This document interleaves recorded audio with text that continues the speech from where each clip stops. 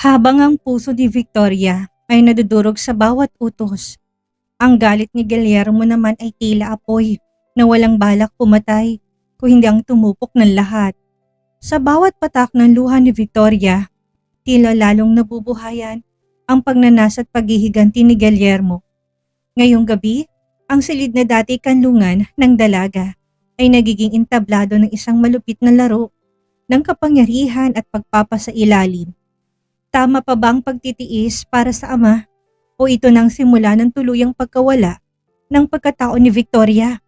Handa na ba kayong masaktan kung hanggang saan ang kayang lunukin ng isang alipin para sa kaligtasan ng minamahal? Samahan niyo ako sa isang madilim at mapusok na kabanata ng ating storya. Simulan na natin. Victoria POV. Kaya lang, wala pang 30 minuto na nakaalis si Yaya. Dumating naman si Guillermo dito sa kwarto. Halatang mainit ang ulo. Walang sabi-sabing basta na lang ako nitong hinila palayo kay Papa. Guillermo, anong ginagawa mo? Hindi mo ba nakikita? May sakit si Papa. May sakit siya, galit kong sigaw dito. I don't care. Ako ang boss mo simula ngayong araw at alam mo bang kanina pa kita pinapahanap? Galit din itong tanong sa akin. Ano? Ano pa bang kailangan mo sa akin? Gabi na't kailangan din ako ni Papa. Galit kong wika dito. Kailangan ka ng papa mo, pero kailangan din kita. Nakalimutan mo na ba? Alipin na kita.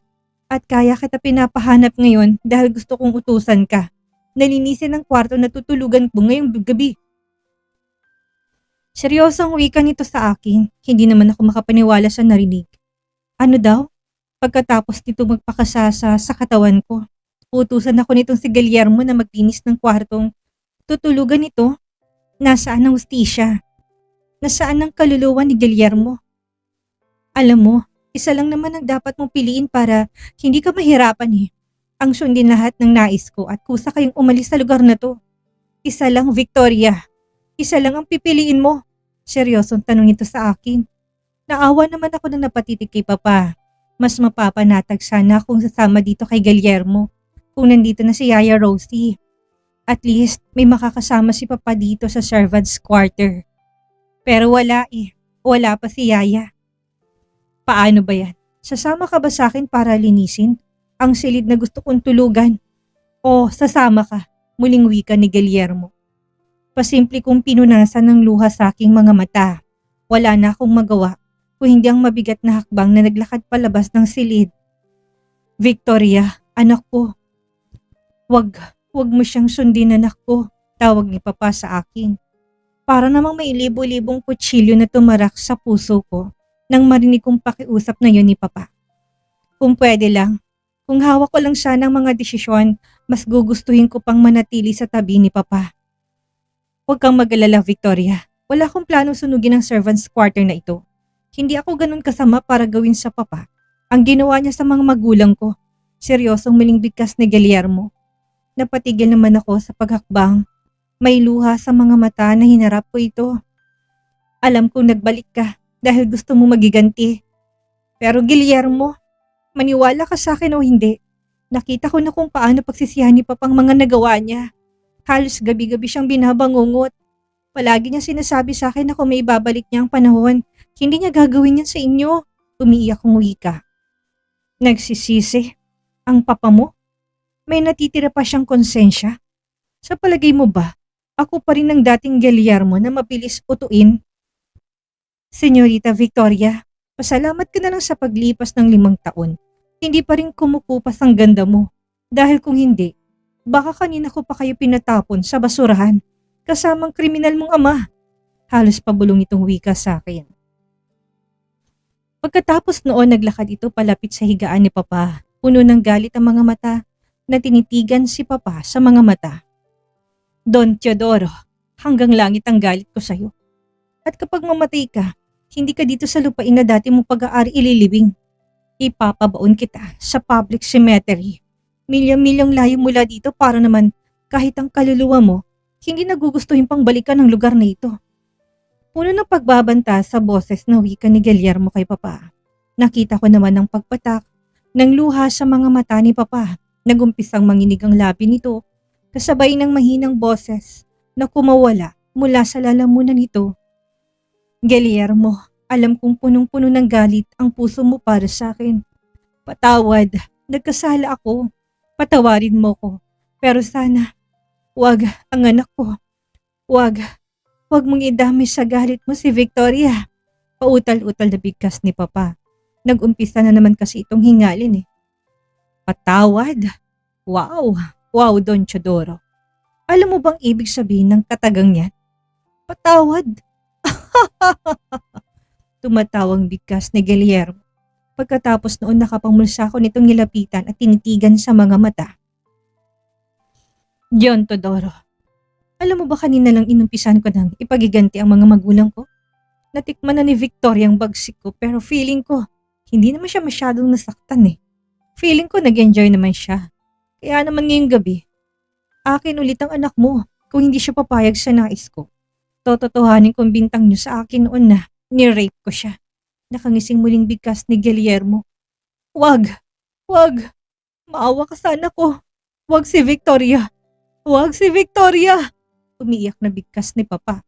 Akmang dadaluhan ko sana ito para pakalmahin pero naging maagap si Guillermo na hawakan ako. Saan ka pupunta? Hindi ba't sinabi ko sa'yo na may trabaho kang gagawin? Seryosong wika nito sa akin at pagkatapos noon, walang sabi-sabing pakalakad ako nitong hinila palabas ng silid. Wala ako nagawa pa kundi ang mapaiyak na lang. Labag sa kalooban ko na iwan si Papa. Pero kung hindi ko susundin ang gusto ni Guillermo, baka bigla na lang din kaming palayasin ito. God, hindi ko alam kung anong gagawin ko. Hindi ko na alam. Unang araw ni Guillermo dito sa mansyon pero kay dami na nangyari. Mabigat ang kalooban habang naglalakad ako papasok ng mansyon. Laman pa rin ang isipan ko si Papa. Wala itong kasama sa servants quarter at nag-aalala ko na ba kung anong mangyari dito. Guillermo, walang kasama si Papa. Maawa ka. Ang kwarto mo sa second floor. Doon ko gustong matulog ngayong gabi.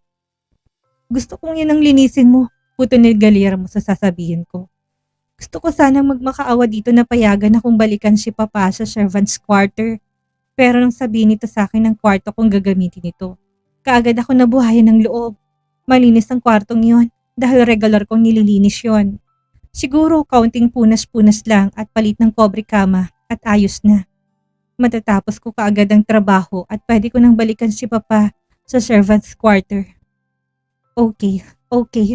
Sige, mahinang bigkas ko at hindi ko hinintay pa ang sagot nito. Diretso ko nang tinahak ang way patungo sa may hagdan at diretso ko sa kwarto ko sa second floor. Pagkapasok ko sa loob, kaagad na bumungad sa paningin kong mga gamit ko. Hindi ko pa nagdiligpit ang mga ito para ilipat sa servants quarter. Hindi ko alam kung anong nakain ni Guillermo na sa dinami-dami ng mga sali dito sa mansyon. Itong kwarto ko pa talaga ang gusto nitong gamitin. Hindi ko tuloy mapigilan ng malungkot na mapabuntong hininga. Kaagad ko inumpisahan ang trabaho. Pinalitan kong kobre kama, mga kortina at nagpunas na din ako. Ang ilan sa mga gamit ko ay tinanggal ko na din at nilagay na muna saglit sa aking walk-in closet. Siguro naman hindi papasok si Guillermo doon. Matutulog lang naman ito dito. Dan, akmang papasok sana ako sa banyo para i-check ang ilan sa mga kagamitan ko doon na biglang bumungad si Guillermo sa pintuan ng silid. Kaagad naman ako napaharap dito at tumango. Guillermo, nandito pang ilan sa mga gamit ko. Magpahinga ka na muna at bukas na bukas din. Hahakutin ko na yan lahat yan at ililipat sa servants quarter. Seryosong bigkas ko dito.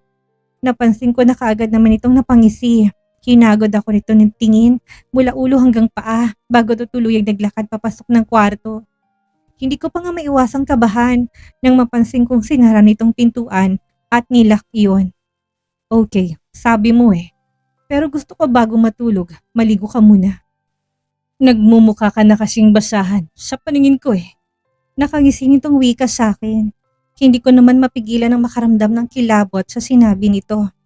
Anong ibig sabihin nito? Gusto ng Guillermo na to na dito ako matulog sa kwartong ito kasama niya. Paano na si Papa? Kaya nga ako nagmamadaling maglinis ng silid dahil gusto kong balikan si Papa sa servants quarter. Guillermo, hindi. Hindi pwede. Paano si Papa? Hindi ako pwedeng magtagal dito at lalong hindi pwedeng hindi ko balikan sa servants quarter ang papa ko. Baka hindi pa dumating si Yaya Rosie at baka mapahamak si Papa. Naluluha kong bigkas. Umaasa ako na sana pakinggan ako nito pero tinawanan lang ako nito. Parang wala lang na nagsindito ng sigarilyo at naglakad palapit sa akin. Susundin mo bang nais ko? O ako mismong kakaladkad sa'yo patungo sa banyo para lang maligo ka? Nanilisik ang mga matang tanong nito sa akin. Hindi ko na napigilan pang tuloy-tuloy na pagpatak ng luha sa aking mga mata. Guillermo, alam kong hanggang langit ang galit mo sa akin pero hindi ko alam kung bakit kailangan mo pa akong kasama dito sa kwartong matulog. Umiiyak kong sambit. Don't question me kung bakit gusto kitang kasama ngayong gabi sa silid na to, Victoria. Alipin kita.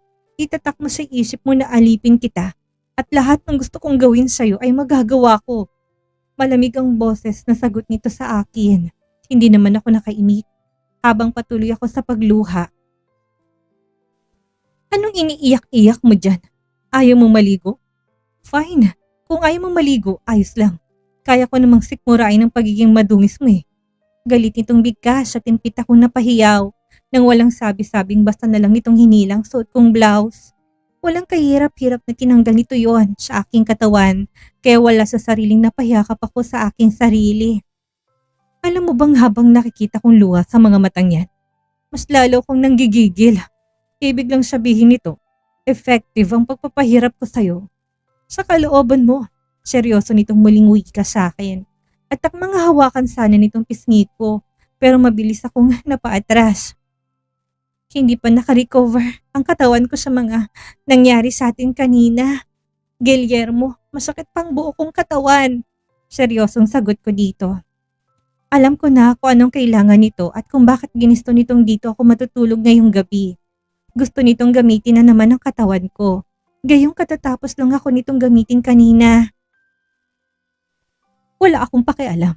Bastang alam ko, pumayag ka sa kondisyon ko kanina na maging parausan kita. Now, kung gusto mong medyo gumaan ang pakiramdam mo, mag-shower ka.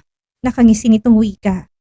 Dahan-dahan ang hakbang na naglakad ito palapit sa akin, kaya naman takot na takot akong pumasok sa loob ng banyo. Hindi na kaya ng katawan ko kung sakaling ang kininulit ako ni Guillermo. Ramdam ko pa rin kasi ang pananakit ng pagkababae ko dahil sa paulit-ulit nitong pag-angkin sa akin. Tapos ngayong gabi na naman, ano siya, halimaw sa kama? Walang kasawaan. Nandito ako sa loob ng banyo, kakatapos ko lang maligo pero wala akong balak na lumabas. Lalo na't alam kong naghihintay sa akin si Guillermo. Alam kong seryoso to sa sinabi nito sa akin kanina na balak nitong gamitin ng katawan ko. God, ngayon ko palang napapagod na ako. Hindi ko alam kung hanggang saan at hanggang kailan ko makakaya itong gustong gawin ni Guillermo sa akin. Victoria, matagal ka pa ba dyan? Hindi ko mapigilan na mapakislot nang marinig kong boses ni Guillermo.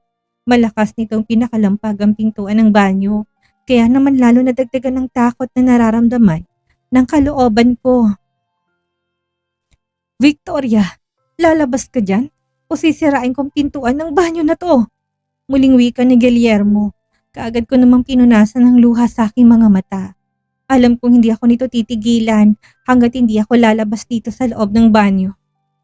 Fine, kung ayaw mong lumabas dyan, wag mo kong sisisihin kung ngayong mismong gabi. Uutusan kong mga tauhan ko na ipatapon ng papa mo. Muli nitong bigkas.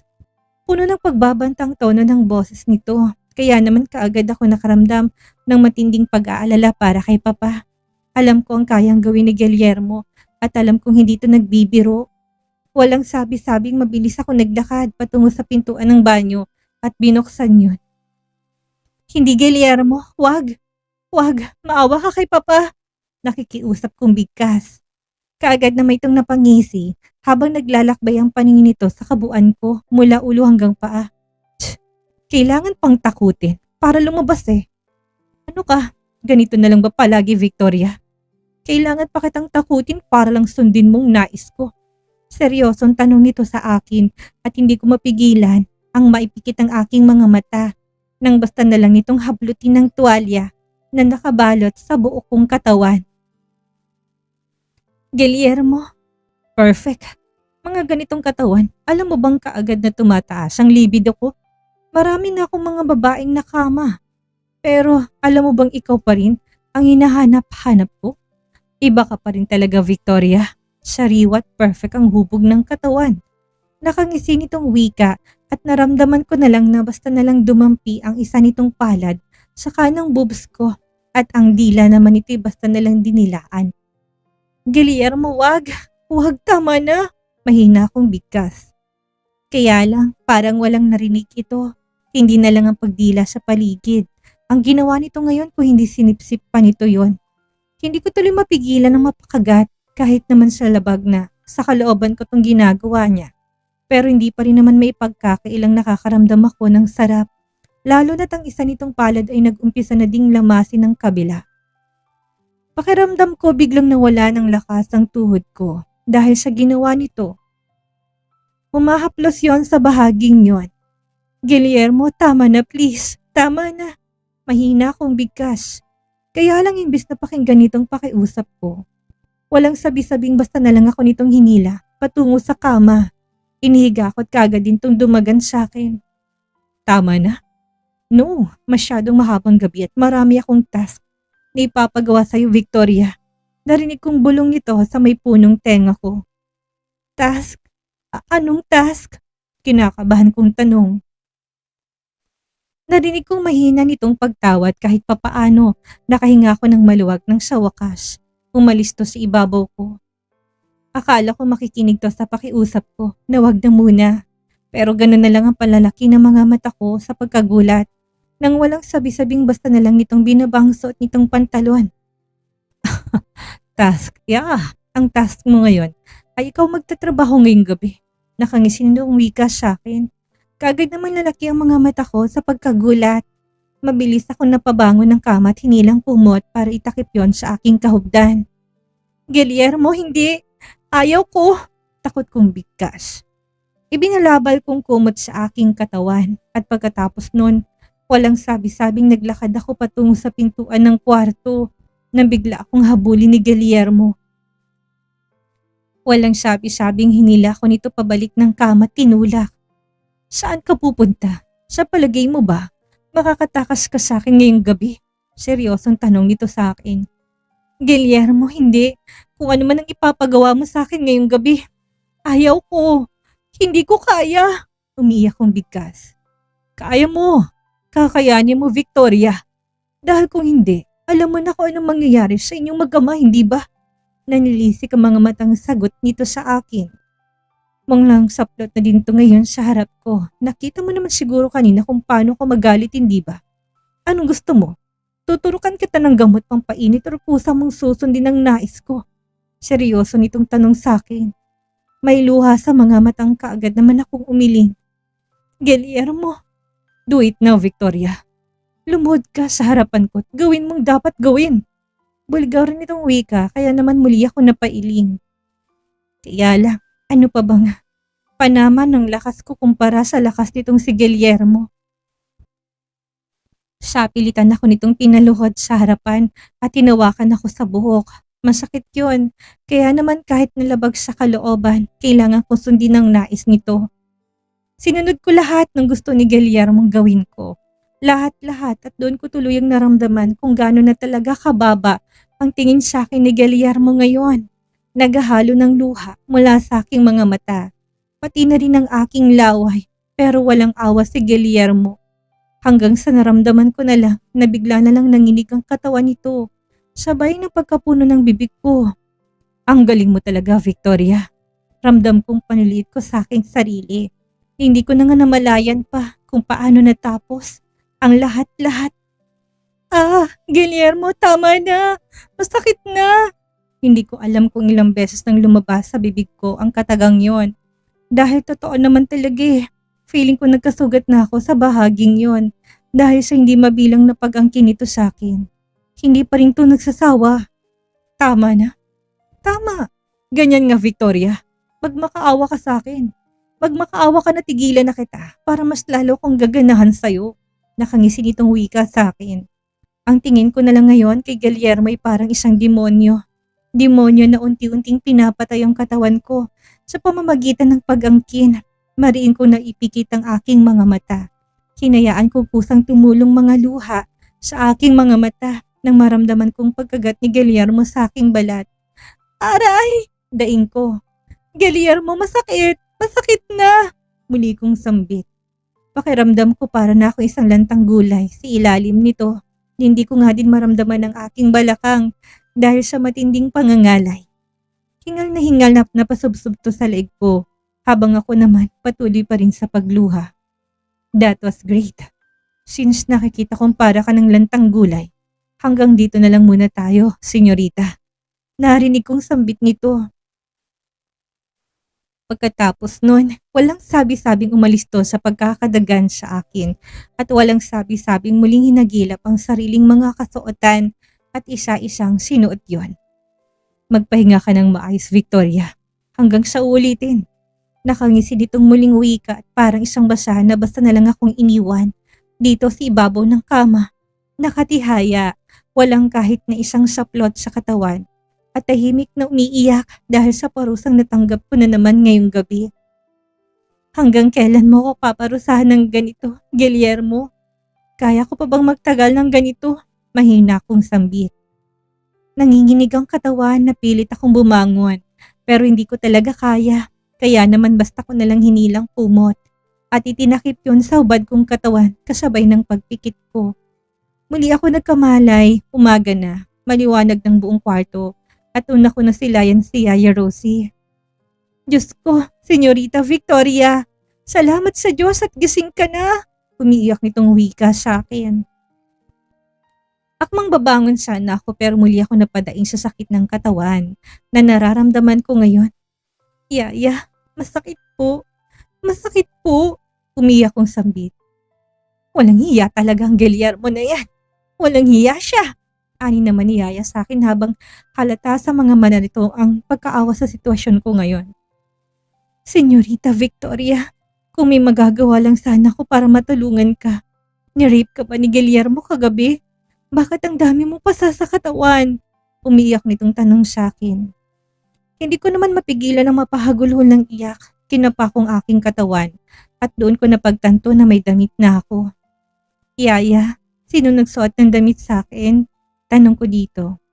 Ako, kaninang umaga, nag-aalala ko kung bakit hindi ka pa bumabalik sa servants quarter. Kaya naman lakas loob kong tinanong kanina si Guillermo kung nasaan ka. Pinayagan niya kung pasukin ka dito sa loob ng kwarto at nadatnan kitang nanginginig dahil sa taas ng lagnat. May luha sa mga matang bigkas ni Yaya. Lagnat? Nilagnat po ako? Mahinang tanong ko dito. Tumang mo naman ito. Senyorita, ang dami mong pasa. Hindi imposibleng magkasakit ka dahil sa mga bugbog sa iyong katawan. Wala kang dapat na isikreto sa akin dahil nakita kong lahat-lahat ng ebidensya sa katawan mo. Sagot nito sa akin. Hindi naman ako nakaimik. Unang araw ng parusa pero feeling ko pasuko ng katawan ko. Buong araw kong hindi nakita si Guillermo. Buong maghapon din ako dito sa loob ng dati kong kwarto at si Yaya Rosie ang nag-asikaso sa akin. Hindi ko kasi kayang bumangon ng higaan. Feeling ko kapag pipilitin kong sarili ko, kakalas ang bawat parts ng aking katawan. Ganun ang pakiramdam. Ang sakit at hapdi sa aking pagkababae ay tiniis ko.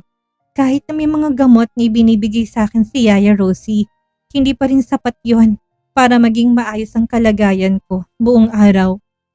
Yaya, si Papa, kumusta po siya? May tanong ko kay Yaya. Kakatapos niya lang nitong pakainin at kasalukuyan na ito naghahanda para lumabas ng kwarto. Huwag kang mag-alala sa papa mo, senyorita. Ako na munang bahala sa kanya. Ang alalahanin mo ay ang iyong sarili. Sagot din naman ito sa akin. Napatango naman ako. Salamat po, Yaya. Pero si Guillermo po, nasan siya? Muli kong tanong. Sa nasabi ko kanina, maghapon ko hindi nakikita si Guillermo, which is malaking bagay din sa akin yon. Kahit papano, alam kong safe ako kung walang Guillermo na aali-aligid sa buong paligid. Nasa labas siya. Ang dinig ko ikutin niyang buong Hacienda Robles.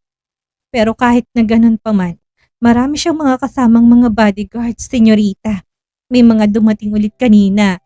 May isang grupo kaya kung susubukan nating tumakas, malabo na sigurong mangyari.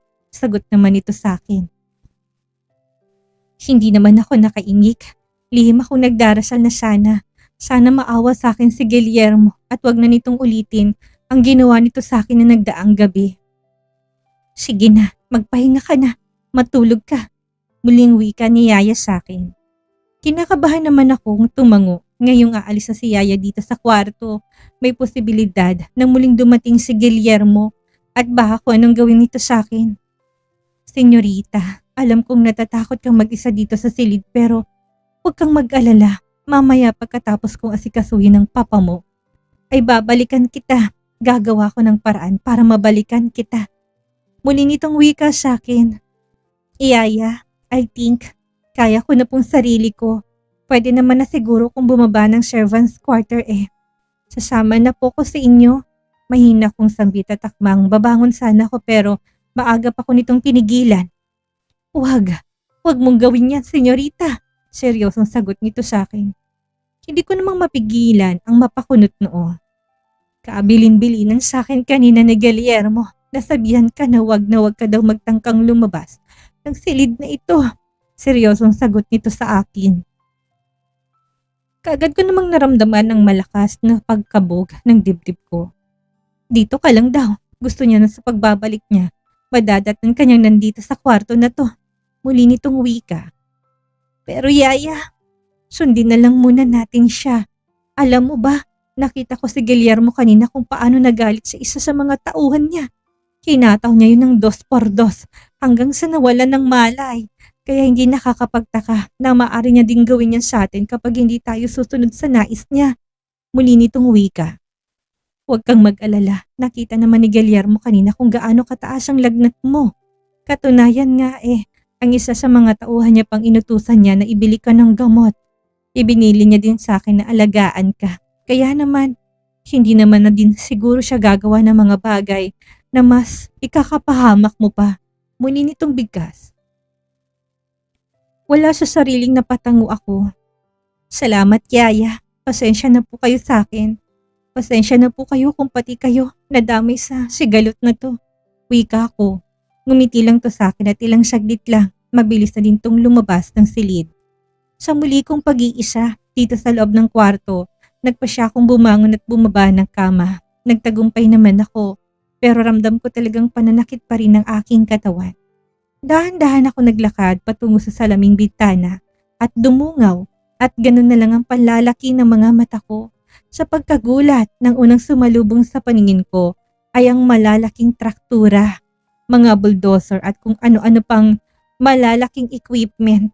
Mga high-tech na kagamitan at alam kong si Guillermo nasa likod nun. Anong ibig sabihin nito? Mahina akong bulong ang aking sarili kasabay ng pagdating ng isang sasakyan. Malinaw pang aking mga mata at sa paghinto ng sasakyan, nakita kong si Guillermo bumaba. May kasama itong mga kalalakihan at huling-huli ko pa na tumitig to sa gawi ko. Kaya wala sa sariling napaatras ako kasabay ng malakas na pagkabog ng dibdib ko. Anong ibig sabihin nito? May gagawin ba si Guillermo sa Hacienda Robles na hindi ka nais-nais? Bakit ang daming mga kagamitan sa labas? Bakit ang dami niyang kasamang tao? Sino-sino sila? Naguguluhan kong sambit. Muli akong dumungaw sa bintana at muli kong nakita si Guillermo. Nakausap ang isang lalaki habang nakikipag-usap to. Nakita ko may mga tinuturo to. How I wish na nasa malapit lang ako. Para naman marinig ko sana ang mga sinasabi nito. Matindi, hindi ba? Ramdam natin ang bigat ng bawat desisyon ni Victoria. Ang mahirap na pagpili sa pagitan ng pagmamahal sa amat ang pagpapanatili ng sariling dangal. Sa bawat hapdi na naranasan niya, hindi natin maiwasang tanungin. Hanggang saan nga bang sakripisyo ng matatawag na tama? Ang aral na mapupulot natin sa kabanatang ito ay simple lang. Ang tunay na lakas ay hindi nasusukat sa kung gaano karaming pasakit ang kaya nating tiisin, kundi sa kung gaano natin pinapahalagahan ang ating sariling halaga kahit nasa gitna tayo ng pinakamadilim na sitwasyon. Minsan ang pagpapatawad ay hindi para sa iba, kundi para sa ating sariling kapayapaan. Ngunit ang pagtindig sa sarili ay kailangan din upang hindi tayo tuluyang lamunin ng galit ng ibang tao. Ano sa tingin ninyong susunod na hakbang ni Victoria? Ito na bang simula ng kanyang pagbangon? O lalo lang siyang magiging bilanggo ng nakaraan? I-comment niyo na ang inyong mga opinyon. Huwag kalimutang mag-like at mag-subscribe. Ako si Miss Maria. Hanggang sa muli.